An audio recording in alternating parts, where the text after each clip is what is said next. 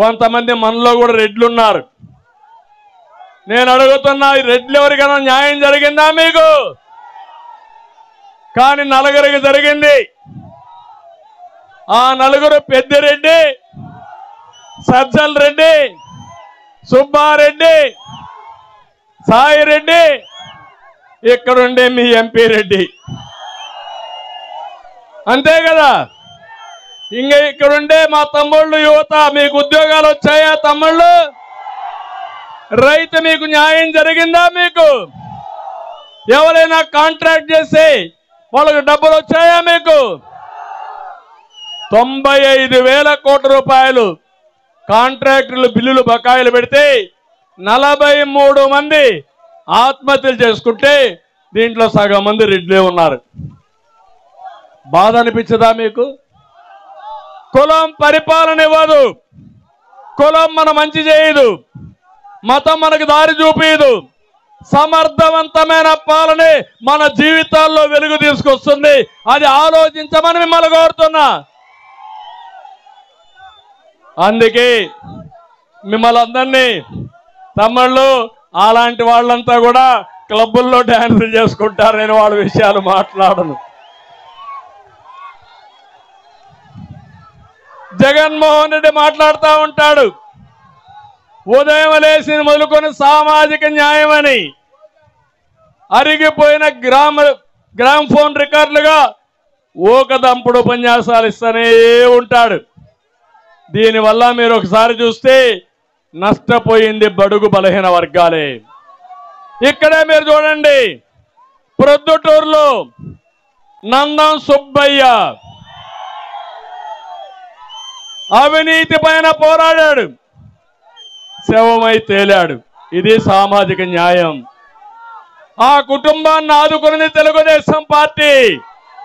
25 లక్షల రూపాయల ఆర్థిక సహాయం చేసి కష్టంలో ఉన్న నా కుటుంబ సభ్యుడిని ఆదుకున్నాం. ఇంకో పక్క బాపట్లలో బీసీ బాలుడు అమర్నాథ్ గౌడ్ని సజీవ దహనం చేశారు. చేసిన నేరం ఏంటంటే, మా అక్కని వేధించొద్దని అడిగితే నువ్వు మాకు చెప్తావా అని వాడిని చంపే పరిస్థితికి వచ్చారు. మీరు ఇంకొక పక్క మీరు చూస్తే కాకినాడలో దళిత డ్రైవర్ చంపి అతని శవాన్ని ఇంటికి పంపించారు, డోర్ డెలివరీ. అలాంటి ఎమ్మెల్సీని ఈ ముఖ్యమంత్రి పెద్ద మనిషి పక్కన పెట్టి ఊరేగుతున్నాడు. ఇది సామాజిక న్యాయమా అని మిమ్మల్ని అడుగుతున్నా. ఇంకో పక్క నంద్యాలలో అబ్దుల్ సలాం వీళ్ళు పెట్టే ఇబ్బందుల వల్ల ఆ ఇబ్బందులు బ్రతకడానికి దారి లేక భార్య 2 పిల్లల్ని తీసుకుపోయి బలవంతంగా రైల్వే ట్రాక్ కట్టి 4 ఆత్మహత్య చేసుకున్నారంటే, బలవంతపు మరణాలు జరిగాయంటే ఇది ఒక ప్రభుత్వమా తమ్ముళ్ళు అని మిమ్మల్ని అడుగుతున్నా. ఎవరినైనా పలకరించాడా ఈ ముఖ్యమంత్రి? పలకరిస్తాడా ఈ ముఖ్యమంత్రి? ఈరోజు మీరు ఒక్కసారి చూడండి, 29 మంది దళిత ఎమ్మెల్యేలని ట్రాన్స్ఫర్లు చేశాడు. కోడిగుడ్డు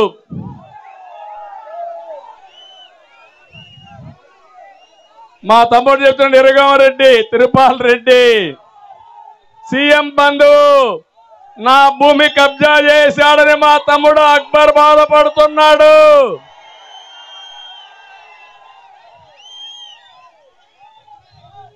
తమ్ముళ్ళు ఈరోజు లైసెన్స్ ఇచ్చేశాడు ఆయన. మీ భూమి ఎవడు కబ్జా చేసినా మీకు న్యాయం చేయడు, కబ్జా చేసిన వాడికే న్యాయం చేస్తాడు. అందుకే ఇప్పుడు సర్వే చేశాడు, జలగన్న సర్వే. ఆ జలగన్న సర్వేలో మీ భూమి వేరే వాళ్ళ పేరుతో వెళ్ళిపోతుంది ఇప్పటి నుంచి. దీనికి కొత్తగా ఇంకొక చట్టం తెచ్చాడు, భూభక్షణ చట్టం. ఆ చట్టం అమల్లోకి వస్తే ఇంక మీరు గోయిందా ఇంకా అప్పీలే లేదు. ఇప్పుడే లాయర్లు చెప్పారు, ఈ సర్వే లోపభూయిష్టం, దీనివల్ల లాభం లేదు. మీ భూమి నాదిగానో, నా భూమి వేరే వాళ్ళదిగానో, లేకుంటే వాళ్ళకి అవసరమైతే 22A పెట్టి ప్రభుత్వ భూములు కొట్టేసే ప్రయత్నం చేస్తున్నారు. ఈ భూరక్షణ చట్టం సమాజానికి చేటు తీస్తుంది. నేను అందుకే హామీ ఇస్తున్నా, ప్రభుత్వం వస్తానే భూరక్షణ చట్టాన్ని ఆపి మీ ఆస్తులు కాపాడే బాధ్యత తెలుగుదేశం పార్టీదని చెప్పి నేను మీకు తెలియజేస్తున్నా. ఎంత దుర్మార్గుడు తమ్ముళ్ళు!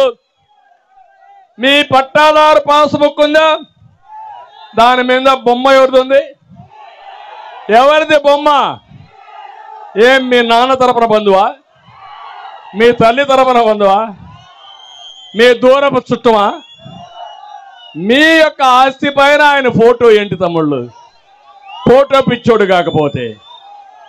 ఇంకో పక్క మీ భూమి పక్కన సర్వే రాళ్ళు వేశాడు. ఆ సర్వే రాళ్ళ పైన బొమ్మ ఎవరిది? అంటే మీరు ఆ పాపిష్టి ముఖం చూస్తానే ఉండాలా ఎప్పుడు. అందుకే అడిగా, రా కదిలిరా, ఈ పీడ విరగడ చేయాలంటే అందరూ సమిష్టిగా పోరాడాలి. నేను అడుగుతాను, ఇంకా భయపడతారా మీరు? పిరికితనం ఉందా అని మిమ్మల్ని అడుగుతున్నా. భయపడితే భయమే మనల్ని చంపేస్తుంది. ఎదురు తిరిగితే న్యాయం జరుగుతుంది. సిద్ధమా మీరు అడుగుతున్నా?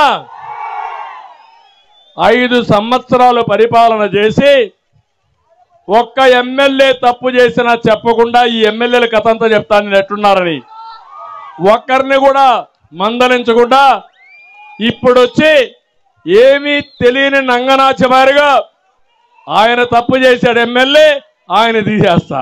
ఈయన తప్పు చేశాడు ఎమ్మెల్యే, ఈ ఊరు నుంచి ఇంకొక ఊరికి మార్చేస్తా. ఒక ఊరు చెత్త, ఇంకొక ఊరు బంగారం అవుతుందా తమ్ముళ్ళు? చెత్తే కదా. ఆ చెత్త ఎక్కడ వేయాలి? గార్బేజ్లు వేయాల. అవునా కదా? Dumping yard. మా తమ్ముడు చెప్తాను డంపింగ్ యార్డులు వేయాలని. డంపింగ్ యార్డులో వేయాలని మీ ఇంట్లో వేస్తానంటాడు. దానికి మీరు సిద్ధమా అని మిమ్మల్ని అడుగుతున్నా. అందుకే మిమ్మల్ని అడిగేది, మనలో చైతన్యం లేనంత వరకు ఈ పెద్ద మనిషి చెప్పిన తప్పు చెప్పకుండా కళ్ళార్చకుండా చెప్పేసి మనల్ని మోసం చేస్తాడు, దోపిడీ చేస్తాడు. ఒక్క విషయమే చూడండి, మనం ఒక కూలి మనిషి అయినా సరే, చిన్న కుటుంబం, అన్న చెల్లెలు ఉంటారు, 2 ఎకరాల భూమి ఉంటుంది. ఏం చేస్తారా మీరు? 2 ఎకరాలు నువ్వే కొట్టేస్తావా? ఇద్దరు సరిసగం తీసుకుంటారా లేదా? అవసరమైతే ఆ 2 ఎకరాలు అమ్మి ఆ అమ్మాయికి పెళ్లి చేసి ఒక అయ్య చేతుల్లో పెడతారా లేదా మీరు? ఈయనేం చేశాడు? ఏం చేశాడు? చెల్లికి న్యాయం చేయలేని వాడు నీకు నాకు న్యాయం చేస్తాడా? ఏం అమ్మలారా అక్కలారా మీరే ఆలోచించండి, చేస్తారా మీకు న్యాయం? ఎక్కడికి పోతున్నా నాకు అర్థం కాలేదు. జగనన్న బాణం ఇప్పుడు రివర్స్ గేర్లో వస్తా ఉంది.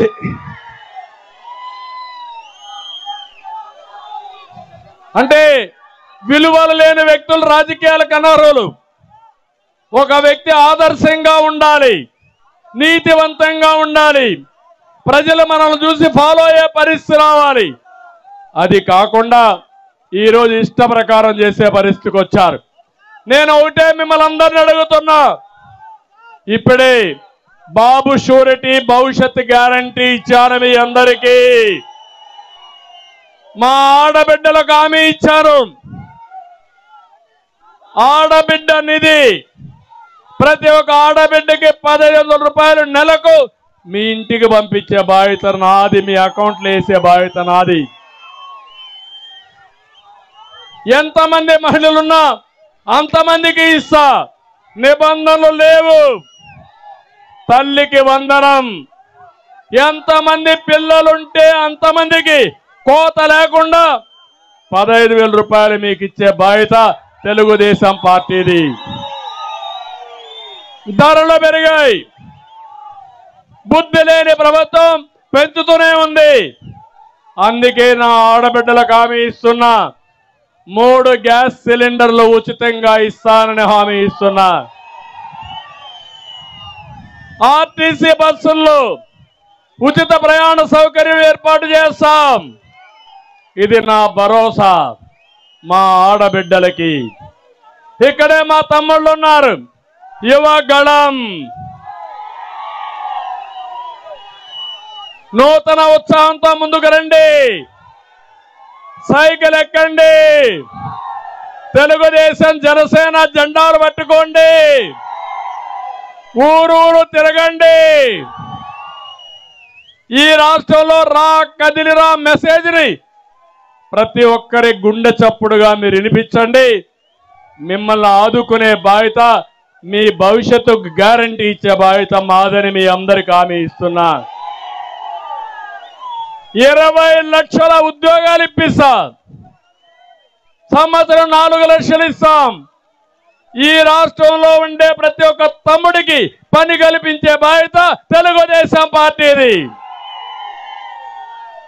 ఇంకో పక్క 3000 రూపాయలు నిరుద్యోగ భృతి ఇస్తామని చెప్పి కూడా మీ అందరికి హామీ ఇస్తున్నా.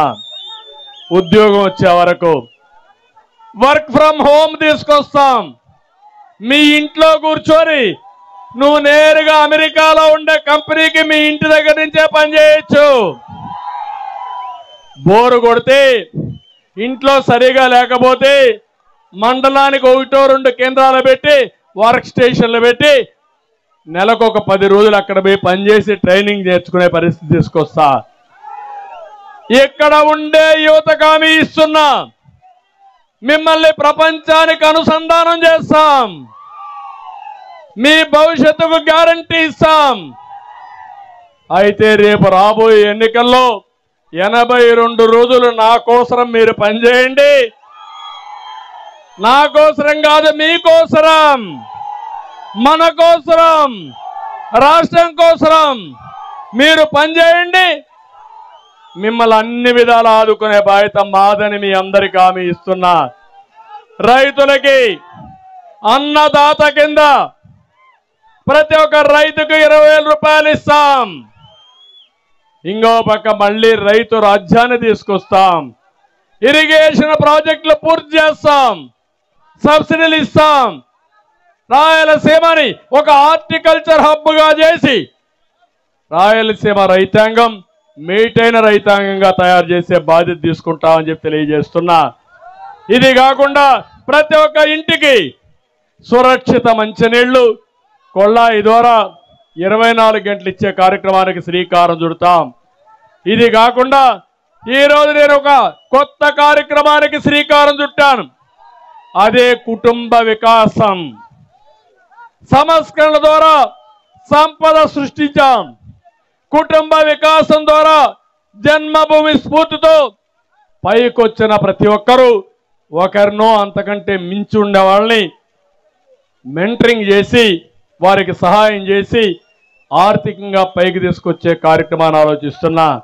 నా ఆలోచన ఒకటి, ఎన్టీ రామారావు గారు ఆయన కళ ఇది, పేదరికం లేని సమాజం చూడాలని. ఆ కళ నిజం చేసే బాధ్యత నేను తీసుకుంటా. నా ఆడబిడ్డలకు హామీ ఇస్తున్నా, అది నా బాధ్యత. పేదరిక నిర్మూలన కష్టం కాదు. నేను ఎక్కడ ఆలోచించినా పేదవాళ్ళ గురించి ఆలోచిస్తా, నిరుపేదల గురించి ఆలోచిస్తా. జగన్ మోసకారి సంక్షేమం. 10 రూపాయలు ఇస్తాడు, 100 రూపాయలు దోచేస్తాడు, అసలు సంపదే సృష్టించాడు. నేను చేయబోయేది సంపద సృష్టించి 15 రూపాయలు ఇచ్చి, మీ ద్వారా 15 రూపాయలు ఖర్చు పెట్టించి 100 రూపాయలు సంపాదించే మార్గం చూపిస్తా. ఆ 100 రూపాయలు 1000 రూపాయలు చేపిస్తా, 1000 రూపాయలు 10,000 రూపాయలు చేపిస్తా. ఆ విధంగా సంపద సృష్టించే మార్గం నేర్పించే బాధ్యత నాది. అన్నా క్యాంటీన్ వస్తుంది.